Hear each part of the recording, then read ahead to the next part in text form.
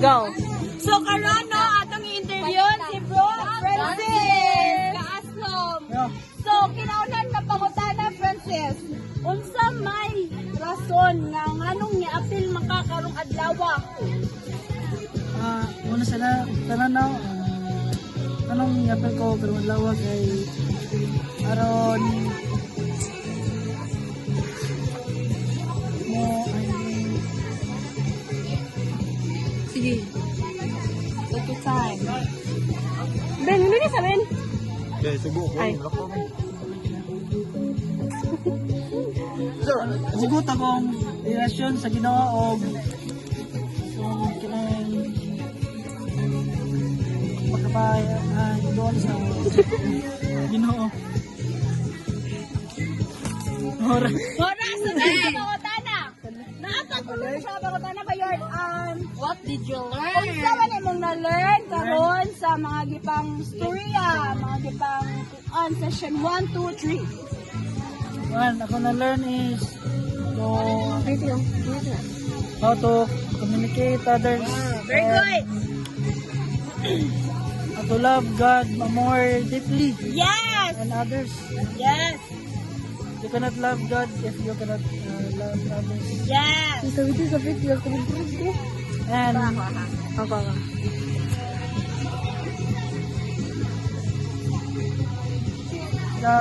katulong siya kayo Christian leadership. No? Yes. Pwede ka, may mong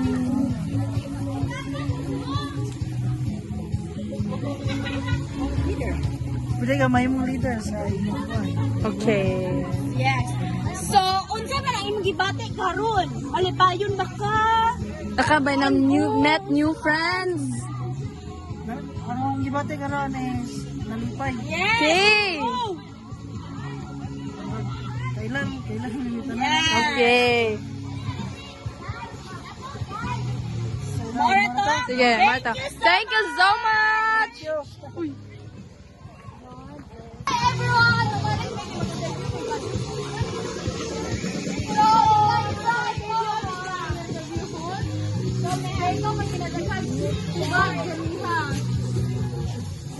So, go na. So, karoon natin na sa interviewon. Si, unsay nga ni mo, ma'am? Eliza?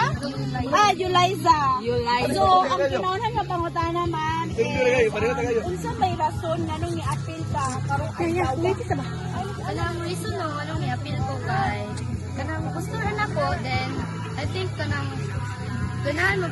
paan ko ali nga kanang gusto kay na ako nga mo appeal ani ngayot kay youth man ko, then Very good. gusto na ko nga maka-experience kay first time para ba na ko ni nga kanang nitungtong nga ning idara para mo appeal og youth. Daan pa jud sa una kuan na jud kay ko nga mo appeal ani ngayon ganahan kay ko, pero saan man dili pa man sakto kong edad para mo appeal.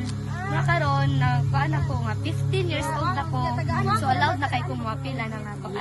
Yes. So ni-appeal ko, then gusto ko maka-experience nga nailaing nga kanang kauban ako nga kanang mga dalaga, mga batanon, ka makagusto ko maka-communicate nila ba, kuan ko. Walang iyakan. Cry. Kaan. Gusto ko makakommunicate sa laing nga mga people kay nowadays ra ba kay isod na kay ka communicate sa laing nga tao kay you know makasasala na kayo tong Yes. True. So, next question is, unsa man ang imong na-learn ganiha nga gasige kag tubag? Wow! Ikaw may kinadagan nagtubag. Nalain ako ganina nga kanang napadyo ni bilin sa chocolate, pero kano gikaon napadyo siya ang last nga prize na ako. Oh my god. Go. Char. Bitaw kanang ang na-learn ganina importante jud kaayo nga naa kay kanang communication sa isig tao. Yes. Kay kanang pagsalig sa Ginoo.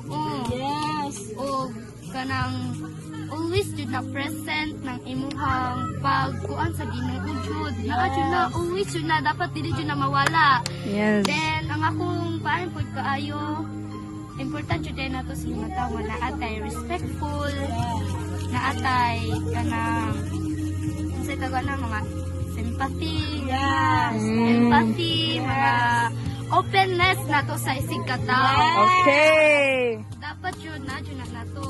As ayot, dapat yun na to. Important kay no. Yes. As said ni Jose Rizal nga, ang kabataan ay pag-asa ng bayan. Wow! Talaga. So, last question is, ang unsa man imong na-feel karon? Akong na-feel jud karon kay feel ako jud as a leader. Hindi jud ako kuan nga like kuan sila ra dapat jud nga kuan din feel ako happy kay ko nga niabot ko ani nga naka-communicate ko sa lain nga ganang baryo, lain nga tao, lain nga baw basta kay naka-communicate na ko muna ko.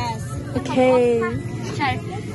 Then kuan kay ko kay kanang daghan kay kog na learn karon nga adlaw daghan kay kog na learn like dili ma-explain basta kay happy ko ay kuan ko ani ngayot wala ko nagmahay naka-experience ko nga unsa akong gusto like na feel ako nga happy jud mo jud akong gusto Yes. ako yung na-provide ako. Yes!